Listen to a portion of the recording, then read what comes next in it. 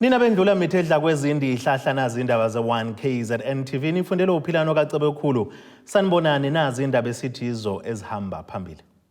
Zishiye imibuzo izinguquko kongqongqoshe. Umhlaziyi utheze politiki insongo ngoEFF.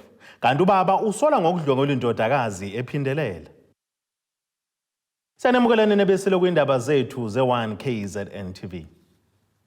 Umhlaziyi wezepolitiki ozimele uThembinkosi Njeya uthi amava kalowo oseqokelwe isikhundla sokuba kungqongqoshe wezolimo nokuthuthukiswa kweindawo zasemakhaya kwisifundazwe saKwaZulu-Natal uSupha Zuma kwenza ngangabazi ukuthi ubefanele ukuqokelwa kulesi sikhundla.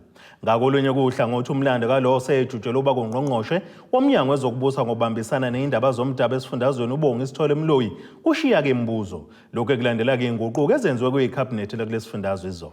Kuphelele ukuqagula ngozovala isikhala esishiwe ubengungqongqoshe wezokubusa ngokubambisana neindaba zomdabu esifundazweni.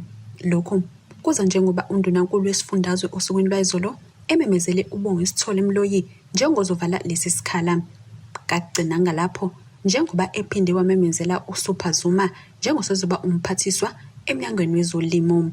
Umhlaziyi wezepolitiki oyimele uthi ke unovalo ngokufaka kaMloyi kulesi sikhundla kwazise sibucayi. Umunye wabaholi abanohlonze ungomunye wabaholi abanalo ulwazi ikakhulukazi ngokukulida kweParliament noma ngokuba imember yeParliament. Ngiyacabanga ukuthi umuntu oright ukuthi mhlambe angakwazi ukuthi alide idepartment leyakanikezwe yona.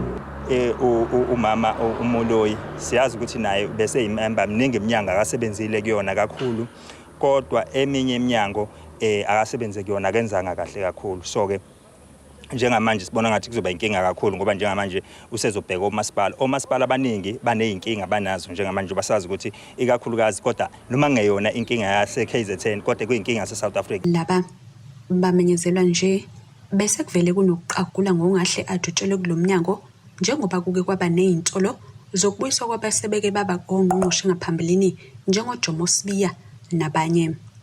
Kuyakhathaza kakhulu umsakazi ngoba uzokhumbula ukuthi umnumzane uDlungwana ngesikhathi engena ngo2016 engena eminyangweni wezemfundo wafika kwabo kokuqala la wawuthatha khona umnyango wezemfundo lapha esifundazweni saKwaZulu-Natal wakhuphuka kakhulu even amalenda khona imphumela yenza kahle kakhulu nakunyaka wesibili. Kodwa ke njoba sazi ukuthi ke mhlambe le ama-faction yona eyinkinga kakhulu ngoba wagcina eseshawa indaba ye-faction kwaphela wayengekho kwi-faction ka former premier umnumzane uSihlezekalala iyona into yamshaya besibalindele abantu abanjalo abanamava nabenze kahle kodwa ke inkinga kakhulu ile edlalobi le ama-faction ekhona njengamanje.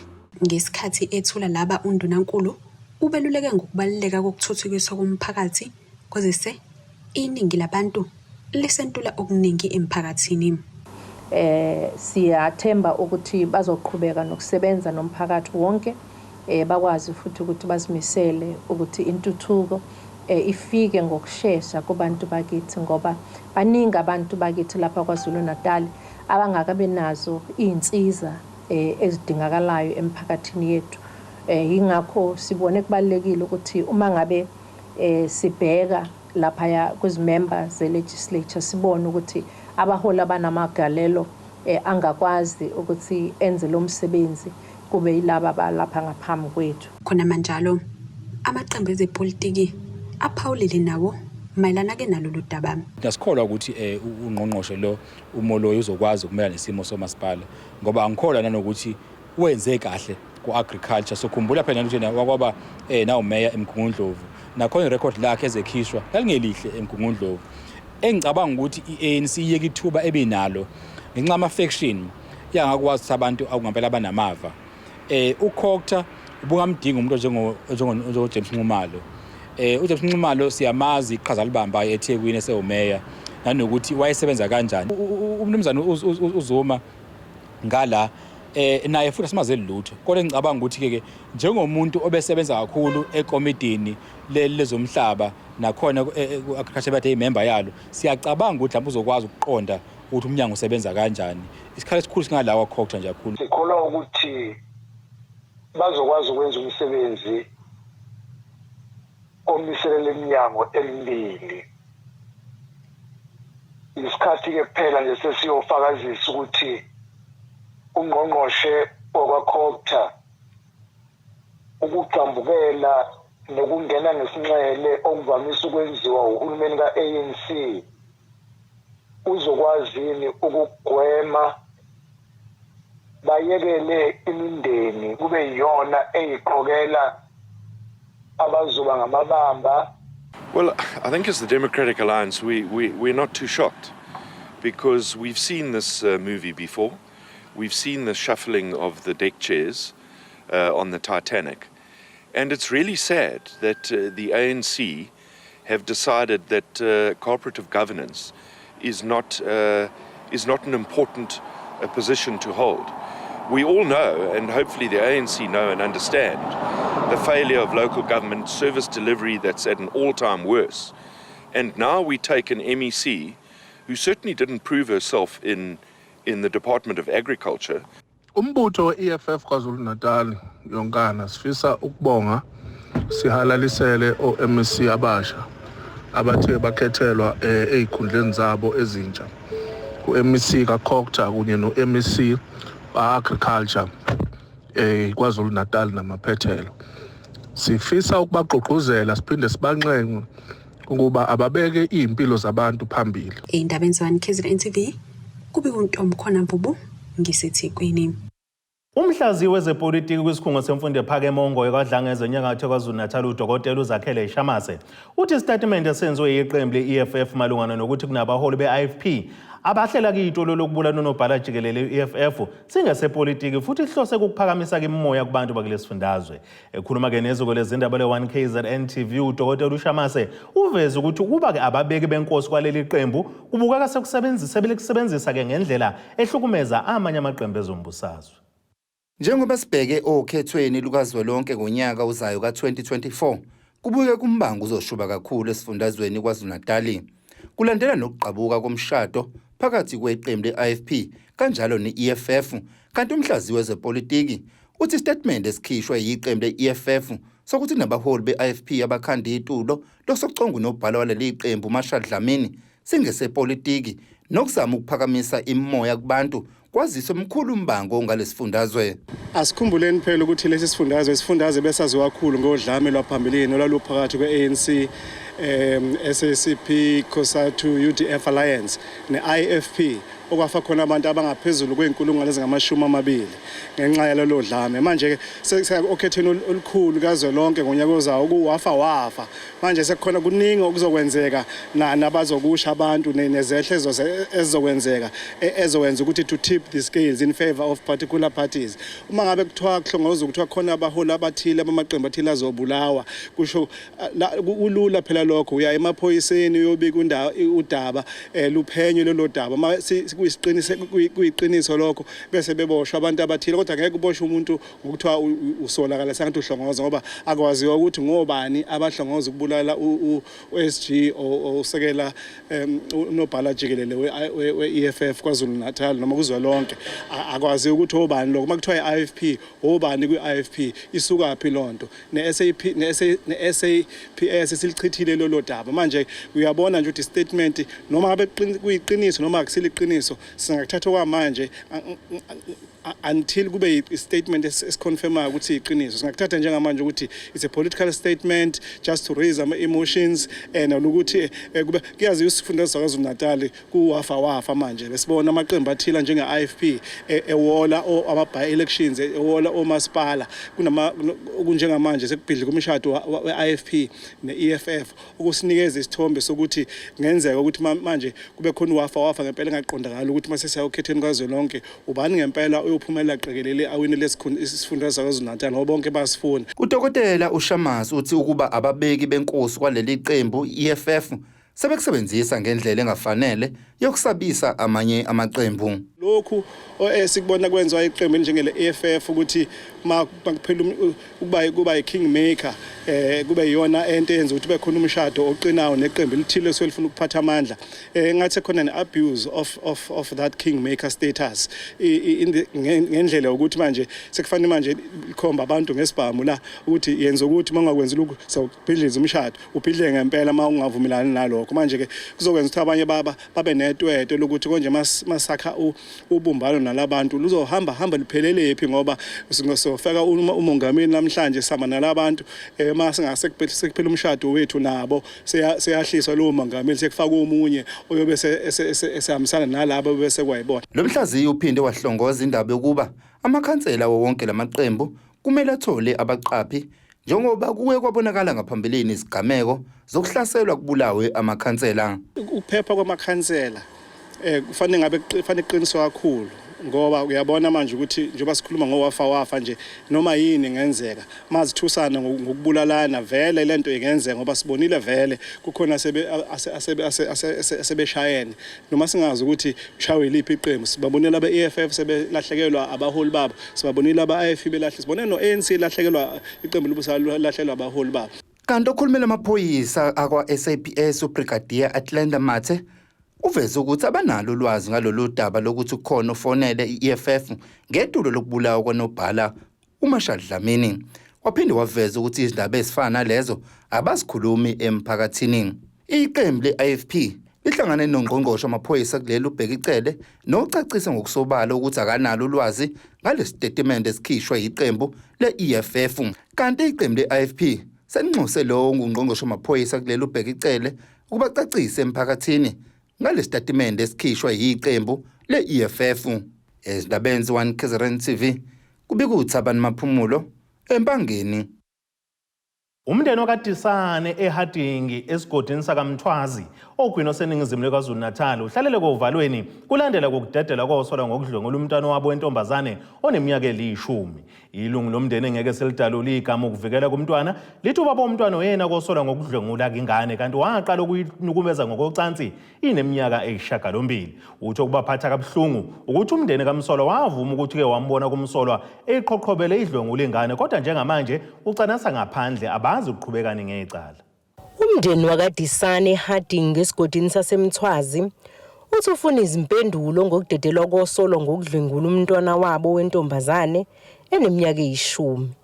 Ngokusho kwelunga lomndeni engeke silidalule ukuvikela umntwana lithi umsolo ngubaba womntwana waqala ukuyidlwengulisa neminyaka eyisishiyagalombili kanti njengamanje bambone ecanasa ngaphandle abazi kwenzakalani ngecala.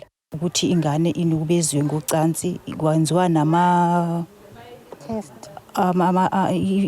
ukwantwayo wayenze ne voice note lalelisa uma wayo ukuthi yena ingane ubaba wayo unukubezile ngokocansi.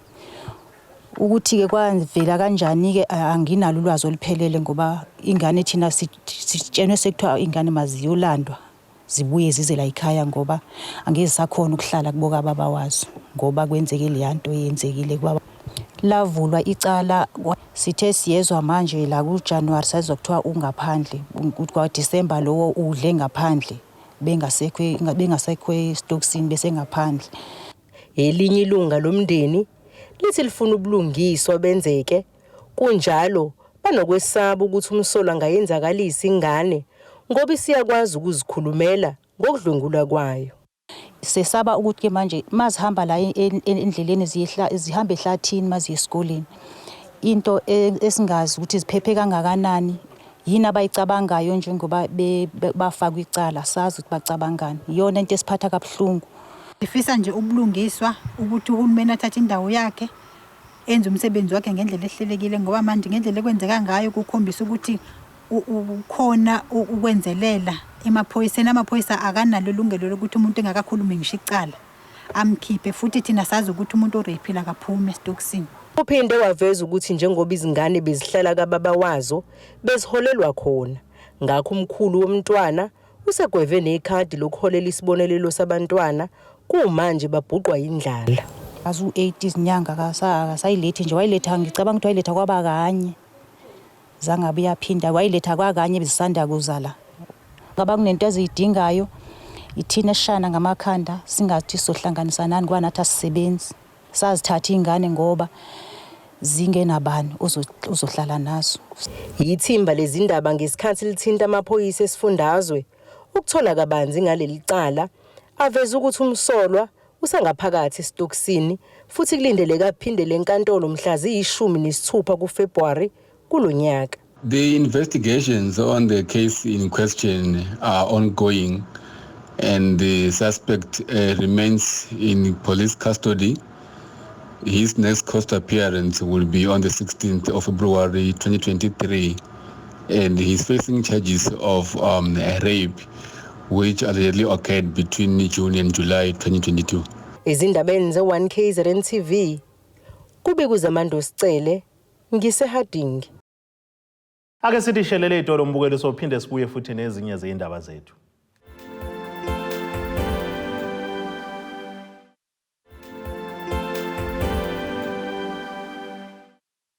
Asibonge nina bendloveni amandla siphinde sinamukele nisabukele zona indaba ze1KZNTV nazo kuyizona izihlokwana zethu esithi ngezihamba phambili. Zishiye imibuzo izinguquko Kongqongqoshe. Umhlaziyi uthe ezepolitiki insongo ngoE-EFF kanti ubaba usola ngokudlwengula indodakazi ephindelela. Ukungagculiseki ngesikhungo esibhekelela izinhlekelele KwaZulu-Natal sekuholela ekutheni iqembu le-DA likasele kulamahhovisi lingabikanga ngenhloso yokuthola kumnyombo wezinkinga. Umholi waleli qembu esifundazweni uFrancois Rogers uthi-ke abawuboni umsebenzi walesi sikhungo njengoba kasenzi ngendlela efanele uma ngabe siqhathanisa neza kwezinye izifundazwe. Uthi-ke sibhekene nengqinamba yokungavalwa kwezikhala zezisebenzi osokupheleka iminyaka zavuleka. I-DA KwaZulu-Natal ithi ayigculisekile ngendlela uhulumeni osingatha ngayo udaba lwenhlekelele yabe isinquma ukuyohlola isikhungo senhlekelele KwaZulu-Natal esizinze eMkhondeni eMgungundlovu. We planned a visit to the disaster center, to the provincial disaster center, to establish for ourselves exactly what is going on here. For some time now, Martin has been raising in committee the challenges that are faced, the fact that the budget keeps getting cut of the disaster center, the fact that critical posts are not being filled. And this is in line with the disasters that we've been facing in the province. We recall the riots and we recall the floods, and we wanted to make sure, this was an unannounced visit, we wanted to make sure that things are actually functioning. uRogers uthe izikhulu zaleli ihhovisi lenhlekelele azilithatheli phezulu udaba lwesimo sezulu. Now, if one looks at the weather patterns today, this was a perfectly timed oversight. There are serious flood warnings for the province, and yet there are no senior officials in the disaster management centre today. And that just typifies what we believe is an absolute failure when it comes to managing disasters and coordinating any plans that roll out on disasters. Ultimately, this centre here is based here for one reason and one reason only. That's to minimize any disaster and to put the people of the province of KwaZulu-Natal first. And we certainly don't see that happening. This is nothing but an empty shell of a building on my visit of today. Uqhube wathi kwakumele kushintshwe indlela ekusetshenziswa ngayo izimali zesifundazwe kuqhakambiswe inhlekelele. The 1 billion rand still remains very elusive. The president made those promises, and we've never seen anything of it. And you would honestly think that as a province, after what we've been through in the last 2 years, that this would be a priority and that they would reprioritize budgeting and funds to actually address the challenges that are faced here. But we can't see it. We don't see it in committee. We just see a disaster management centre that's become a tick box exercise. There's nothing constructive and nothing that's being done that's going to affect any response to disasters. Ezindabeni ze1KZNTV ngu-Izinguquko ngibika ngisemkhondeni eMgungundlovu. Uhlalelo kovalweni umphakathi wasendaweni yaseMangethe emacambini asemandeni enyakatho KwaZulu-Natal ngowesilisa osolwa ngokudla ngendlakadla indlu yokhinka endaweni. Ilunga lomphakathi elikhulume neziko lezindaba le1KZNTV uJabulani Zuma lithi ngendlela lomsolwa axake ngayo ingane eseyisaba nokuya ke ezikoleni ngenxa yokusaba lomaligaju odlwengulayo. Bahlalele ovalweni abesifazane basendaweni yaseMangethe emacambini njengoba kubikwa ukuthi kunowesilisa ophuma inqina ukudlwengula besifazane endaweni. Omunye waphunyuka emlonyeni wengwenya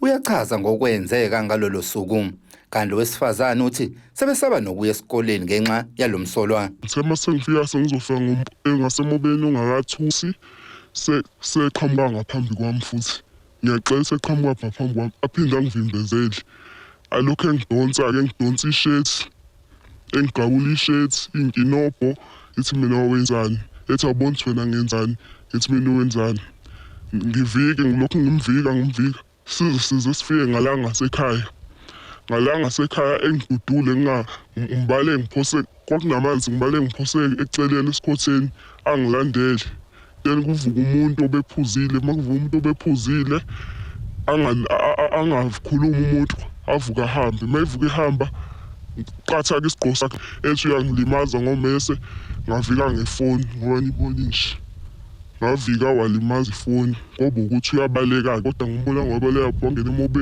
la ehlathini angibonanga phililaphi ngiyasaba mangihamba esikoleni angiye eTholi ngoba angimazi ngoba wagcina engibonile ukungilimaza kwakhe walimaza ifoni azangilimazi so nje ngiyasaba mangahamba ngedwa ngibona ukuthi mhlawumbe mangihlangana naye ngangilimaza ngoba wayevile efuna ukungilimaza ebona ukuthi ngimbonile ukuthi uyena ngiyamazi yokuya esontweni kunzima mangabe mhlawumbe singafunelwanga imoto ukuthi izosilanda ngiyi kanjalo namalungu omphakathi asenxusa umphakathi ubuqaphele ngaso sonke isikhathi waphinde wanxusa namaphoyisa ukuba qinisekisa ukuthi uyabanjwa lo msolwa osagcwele amathafa. Sinenkinga ke la njengoba sikhona la eMangethe eMachambini sinenkinga ukuthi ke sinomalgaju ke osihlalise kabi impela kakhulu ngokuthi kunabantu noma kunengane seyithola ukuthi idlwengeluwe la emphakathini wangakithi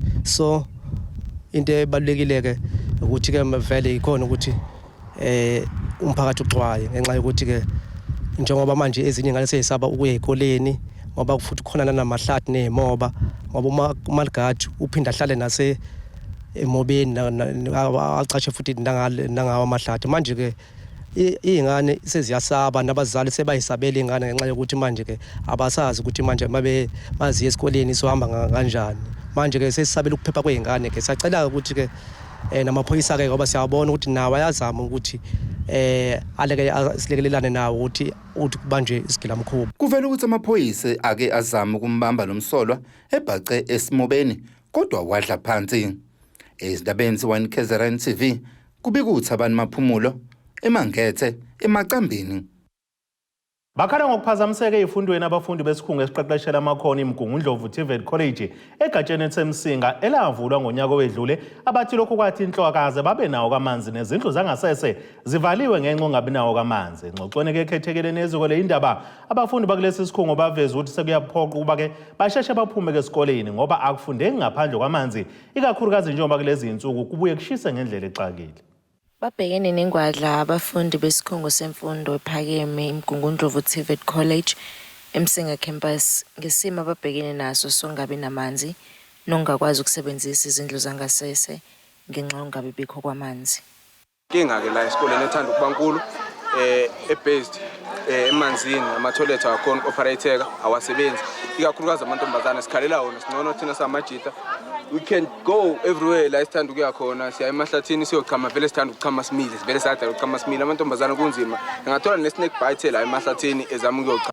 Baphinde bathi selokhu kwavulwa ngonyaka owedlule izindlu zangasese zagcina ukusebenza ngenyanga kaMbasa kanti uSiphokazi utshela bephiko lezindaba ukuthi abesifazane bagcina bephoqelekile ukuthi bengeze esikoleni uma besesikhathini kanti futhi ngenxa yezifo ezehlukene bagcina abanye bengezi uma begula ngoba amanzi engekho.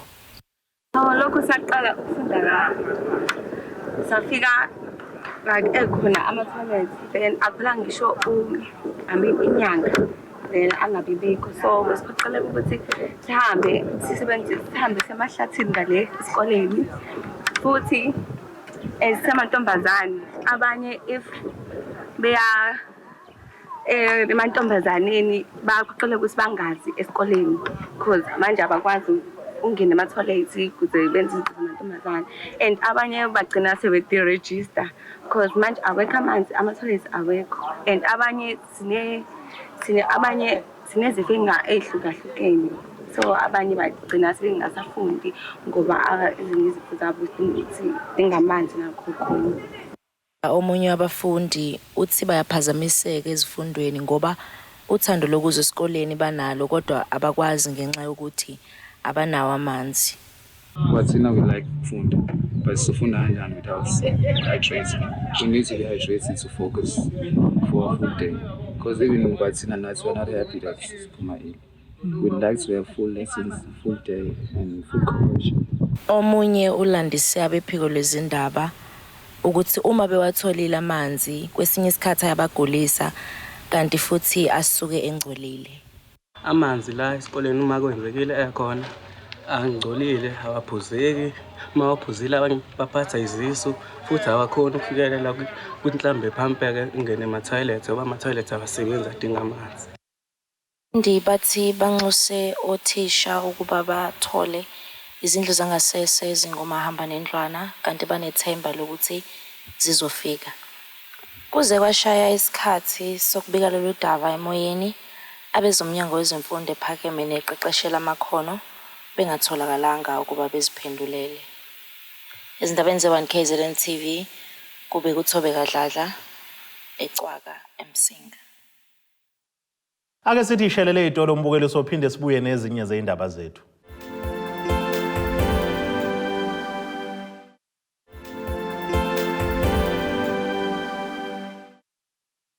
Asibonge siphinde sinamukeleni nabeselo nisabukele zona indaba ze1KZNTV nazo izona esithi ngezihamba phambili. Zishiye imibuzo izinguquko koNgqongqoshe. Umhlaziyi utheze politiki insongo ngoEFF kanti ubaba usola ngokudlwengula indodakazi ephindelela. Ake sibheke engosini yezomnotho.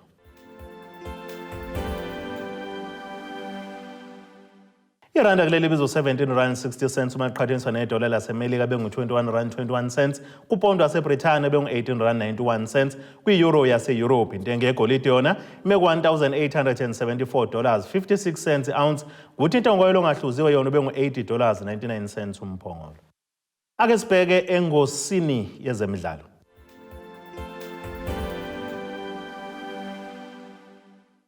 Iqembu labafana bestyle Mamelodi Sundowns selizibekisela indawo kumaqembu ali-16 azodlala kumqhudelwano weNedbank Cup ngesikhathi kikhombisa ukuthi ngenhla ngoShamini ibhaqabulo Richards Bay FC ngamagoli ka3-2.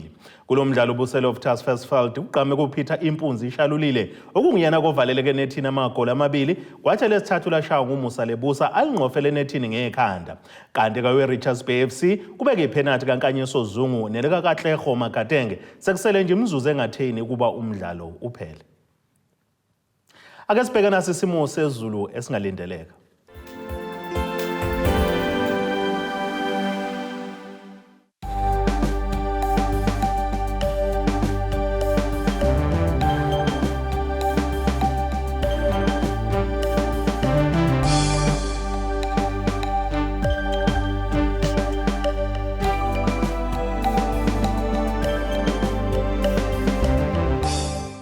Nina bomlilo othatha oshisa ikhotha zasedlebe kokosha neyisemabedlane ziyagoqa besiyiphaka namuhla Khumu.